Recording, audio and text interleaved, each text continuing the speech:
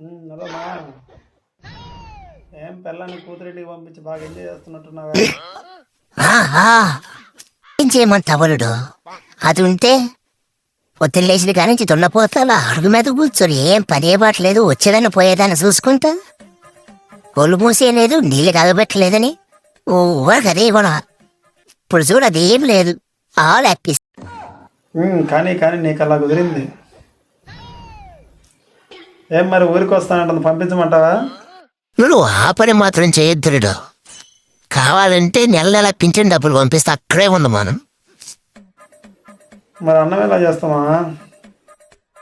నాకేమనడు, ఊరంతా మనోళ్ళే. ఇయ్య నా కోసం ఎవరన్నా పిలిచి పెడతారు అన్నం. అంతా నొసుతారే ఊరంతా. మరి మీ అత్తాడికి వచ్చే నీకేం ఇబ్బంది లేదా? అదేం లేదు మామ, పొద్దున లేచి అమ్మ కూతురు వాళ్ళిద్దరే కొట్టుకుంటారు, నా జోలికి రావట్లేదా? ఆ ఇబ్బంది ఏం లేదు. అంటే వాళ్ళు మధ్యలో నువ్వు బాగుతాడు, వాళ్ళే కొట్టుకొని వస్తారు. అదేంది మామ అంత మాట అన్నావా? ఏం చేయమంటావరడు? ఈ కాలు నాది, ఆ కాలు నాది. నా కాలు మీద నేను మా కాలు వేసుకున్నా, మధ్యలో దాని కాలు ఏందంతా.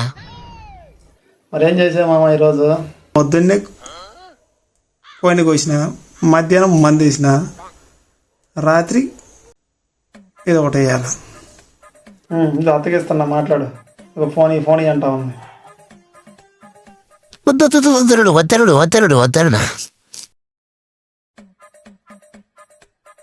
చెప్పు బంగారం. Hello hello. దీని తల్లి ప్రశాంతంగా ఫోన్ కూడా మాట్లాడలేదు.